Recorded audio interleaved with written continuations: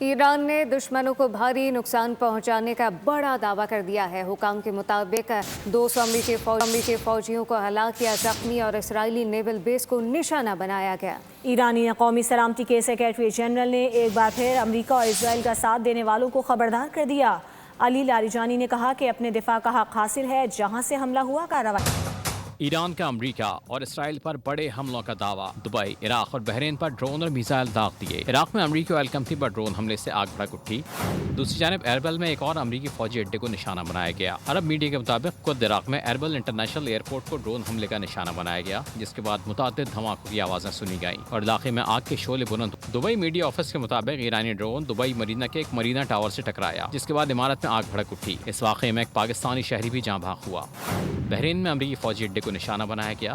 یہ حملہ لاریجانی نے ایک ٹی وی انٹرویو میں پیغام دیا کہ ایران کو خطے کے ممالک سے کوئی مسئلہ نہیں۔ خطے کے ممالک جانتے ہیں امریکہ اب ان کی سیکیورٹی یقینی نہیں بنا سکتا۔ امریکی اڈے دشمنوں کے لیے استعمال ہوں گے تو ایران حق دفاع میں کارروائی کرے گا۔